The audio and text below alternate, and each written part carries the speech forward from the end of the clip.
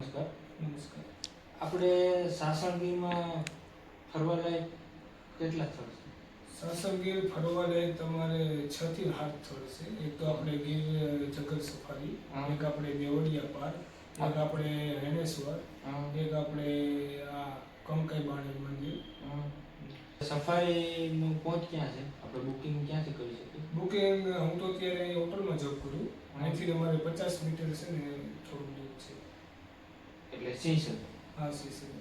ત્યાંથી કઈ રીતની આપણે જીપ્સી બુક કરી શકીએ? અહીંયા તમારે ગવર્મેન્ટની વેબસાઇટ આવે છે ઓનલાઈન હા. girline.com. એમાં તમારે અલગ અલગ સ્લોટ આવે છે. એક 8 સીટર, 4 સીટર અને 6 સીટર. જંગલ સફારીનો ટાઈમિંગ શું છે?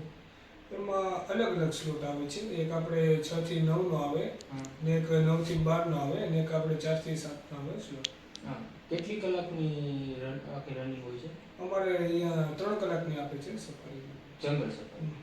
અને કેટલા કિલોમીટર જંગલમાં આગળ લઈ જાય? એ આપણે 35 થી 40 કિલોમીટરનો છે રાઉન્ડ આવે. અને આપણે દેવળિયા જે સફારી છે એ તમારે આઈ થિંક તમારે છે ને પરમિટ તમારે બુક કરેલી હોય તો પરમિટનું પણ થઈ શકે. જો તમારે આઈ થિંક તમારે ખુદનો વ્હીકલ હોય તો અહીંથી તમારે 12 કિલોમીટર જાઓ ને ત્યાંથી તમારે બસ સફારી તમને મળી જાય. એ અહીંથી 12 કિલોમીટર દૂર છે. દેવળી.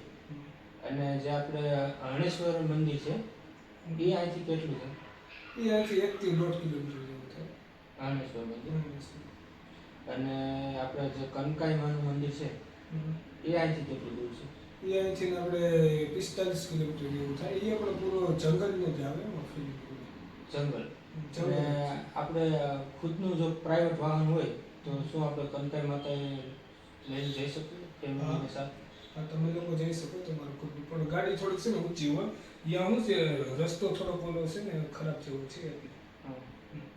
અને બીજું આપણે કયું સ્થળ છે ફરવા લાયક? બીજું ત્યાં એક સોમનાથ છે, દીવ છે, દમણ છે. સાસણની અંદર આજુબાજુમાં એક તો સનસેટ વર્લ્ડ છે તમારે. એ અહીંથી કેટલું છે સાસણ? એ અહીંથી 3 કિલોમીટર જેવું થાય. સનસેટ. અને બીજું કોઈ એવું સ્થળ? બીજું તો અહીંયા નજીકમાં તો છે ને, બાકી 15-20 કિલોમીટર જેવું દૂર છે બધી સોમનાથ ને બધું.